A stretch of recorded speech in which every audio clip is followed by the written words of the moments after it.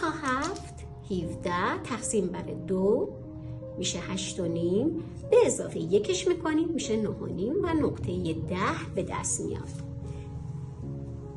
فاصله بین نقطه 10 تا 2 رو نصف میکنم، نقطه 11 به دست میاد. 9 و نیم میشه چند؟ میشه 4 مایز 75. نقطه 11 به دست میاد.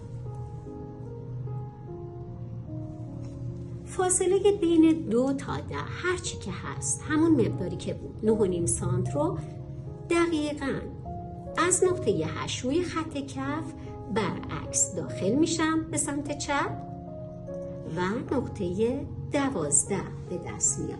از نقطه 12 در همین لحظه به اندازه نیم سانت بالا برید و دقیقاً به سمت چپ یه خط موازی با خط کف رسم کنید، چون قراره خط کف ما یا هلال حلقه روی این خط بشینه. نقطه 11 رو به نقطه A وصل میکنیم، وسط این خط رو به دست میاریم، 13 میشه 6 و نیم، نقطه 13 به دست میاد.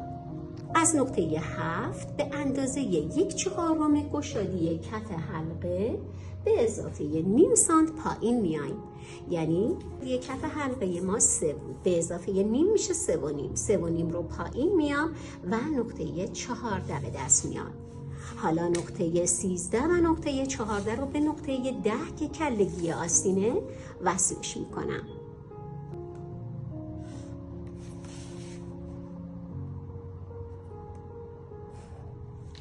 وسط خطوط به دست اومده رو علامت میزنم. در سمت جلو که سمت چپ میشه سمت جلو و سمت راست میشه سمت پشت. در سمت جلو به اندازه 1 و 2 میل بالا میرم و در سمت پشت به اندازه 1 سانت بالا میرم. حالا باید منحنی تاج آستین رو رسم کنم. از نقطه 10 طوری که از 1 و 2 میل بگذره و به نقطه 13 وصل بشه.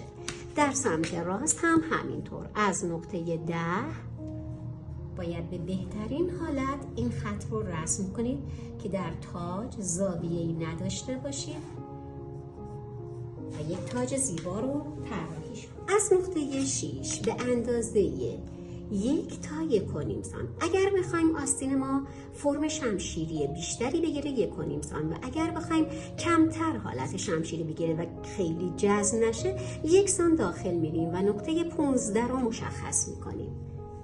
5 هم دقیقاً به همون اندازه داخل میشیم و نقطه 16 رو هم روی الگومون مشخص میکنیم. حالا 16 رو به 15 و از 15 به 3 این خط رو کامل میکنیم. از نقطه 9 برای قسمت پشت آستینمون به اندازه 1 سانت داخل میشیم و نقطه 17 رو مشخص میکنیم. از نقطه 16 روی خط موج 1/2 موج رو علامت میزنیم. مقدار موج چند سانت بود؟ گشادی دم دست 24 میشه 12 سانت. نقطه 18 به دست میاد. حالا نقطه 18 رو به نقطه 17 وصل میکنیم.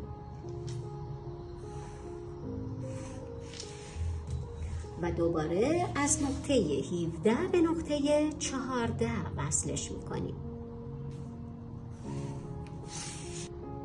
قسمت اصلی آستین شکل میگیره. حالا باید هلال حلقه جلو و پشت رو رسم کنیم.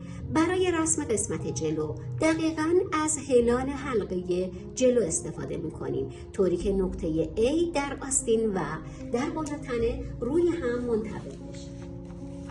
نقطه A روی نقطه A و در سمت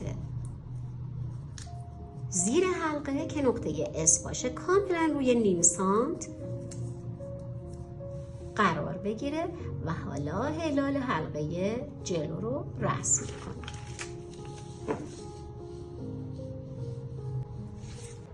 نقطه S به دست میاد.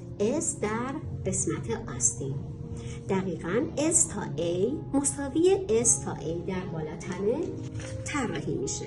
S تا فاصله 3 تا S رو به دست میاریم. 4 سانت از نقطه 15 داخل میشیم، نقطه 19 میشه. از نقطه 16 هم به همین ترتیب خط موش رو قبلا میکشیدم، 4 سانت رو داخل میشم، نقطه 20. حالا این نقاط رو به هم وصل میکنیم، نقطه 20 به نقطه 19 و نقطه 19 به نقطه S.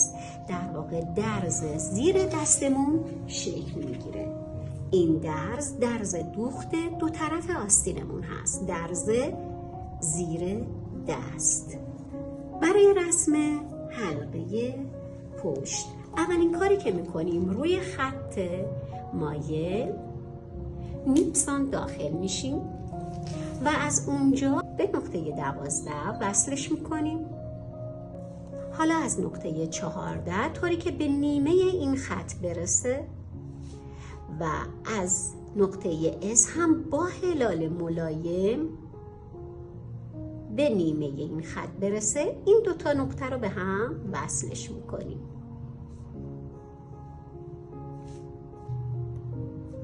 در واقع این خط کمک میکنه تا قسمت پشت آستینمون کمی پرتر بشه و کشیدگی در قسمت کارور به وجود نیاد. حلقه آستینمون شکل گرفت، فقط کافیه مثل یک پنجره بسته که الان فرم گرفته باز بشه. پس باید با رولت کردن فرم کامل آستین رو به دست بیاریم.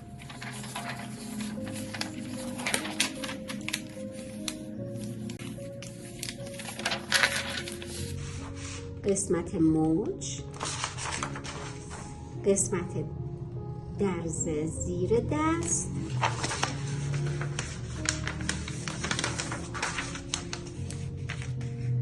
نقطه 19 و نقطه S و هلال حلقه جلو. من سمت جلو رو با رنگ قرمز مشخص میکنم.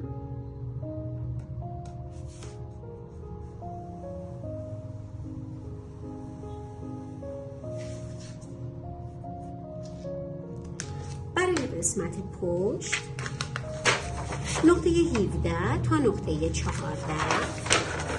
تا میخوره.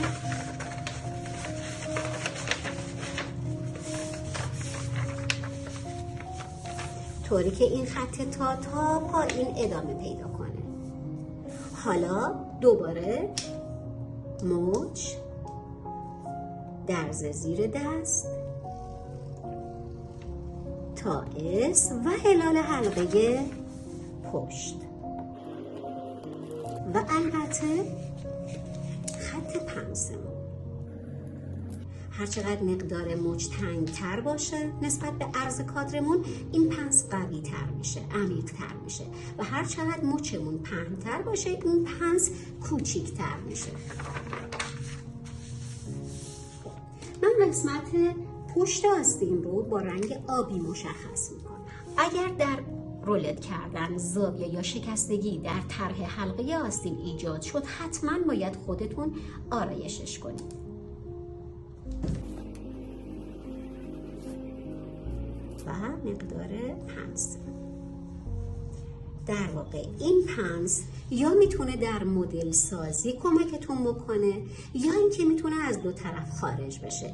مقدار پنس رو اندازه میزنید، نصفش رو از سمت پشت و نصفش رو از سمت جلو میتونید نرسیده به خط کف تمامش کنید و این پنس حذف بشه.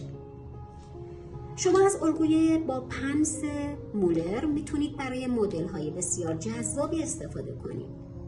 میتونید این خط رو برش بزنید طوری که پنس رو خالی کنید و یک آستین 2 تیکه داشته باشید که جذابیت زیادی به کارهایی مثل کت یا پالتو میده. برای این قسمت شما میتونید به اندازه 10 سانت برای دکمه خورش در نظر بگیرید که این مقدار هم در قسمت تکه بزرگتر و هم در تکه کوچکتر نیازه که وجود داشته باشه. یا میتونید این فضا رو باز کنید و عوضمان بدید و آستین گشاد داشته باشید که با یک مچ یا با یک مغزی در قسمت مچ آستین زیباتری رو طراحی کنید.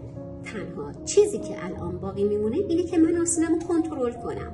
حلقه جلو و حلقه پشت باید اندازه زده بشه. به این ترتیب حلقه جلو اندازه زده میشه. گشادی حلقه جلو 21 بود که الان 22.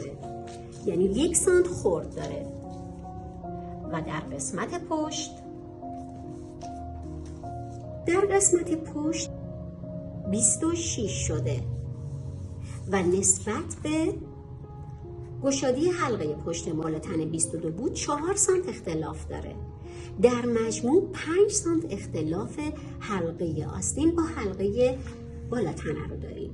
اگر ما بخوایم مقداری از این خرد رو کم کنیم، به 2 صورت میتونیم این کار رو انجام بدیم. یکیش اینه که دور بازو رو اندازه بزنیم، 34 سانت، اندازه دور بازو متعادله، یعنی نمیتونیم از دور بازو کمش کنیم.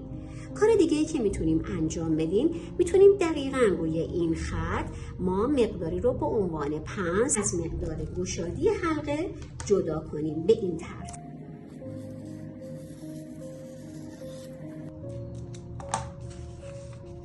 ببینید به این شکل من میارم طوری که در قسمت آرنج و موج کاملا همه چیز روی هم باشه و این تیکه رو جفت هم میکنم، خط آرنج و خط موج.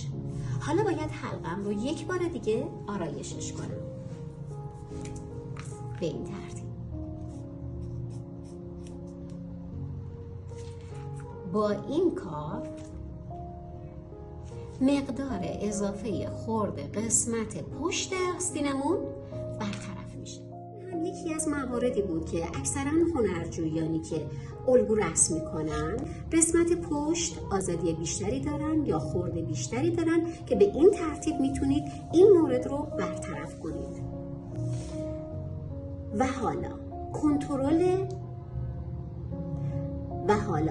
کنترل شگفت‌انگیزی که باعث میشه شما یک آستین بسیار عالی با ایستایی خیلی بهتر و بدون نقص داشته باشید اینه که طول خط زیر حلقه در قسمت جلو هرچی که هست در قسمت پشت هم باید همون مقدار باشه. ببینید به این شکل دقیقاً 44.5. اگر طول این دو خط یکی نباشه و در یک راستا هم نباشن باعث پیچ خوردگی و یا خطوط مزاحم و یا خطوط نازیبا در قسمت جلوی آستین و یا در قسمت پشت آستین میشه. من آستینم رو میخوام دورگیری کنم، شما اجرای کاملش رو ببینید.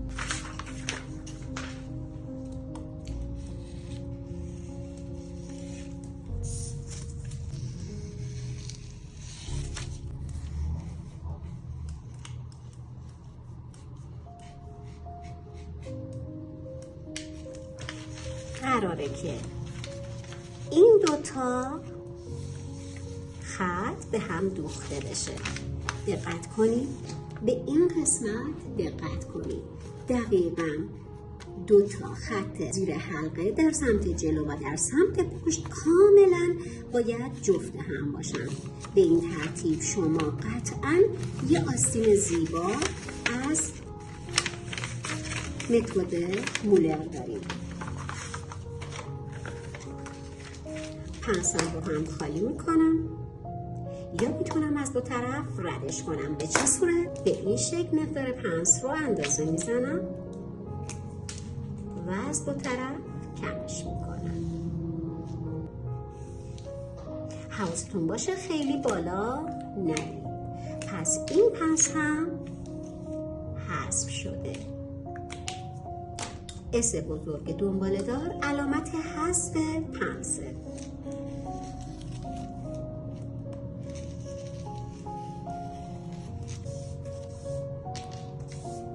به این ترتیب الگوی آستین مولرمون آماده میشه. شما میتونید از این آستین برای کت، بلوز، شومیز و حتی پالتو استفاده کنید. امیدوارم این آموزش براتون مفید واقع شده باشه و آستین‌های جذابی رو برای لباس هاتون بدوزید. موفق و سربلند باشید.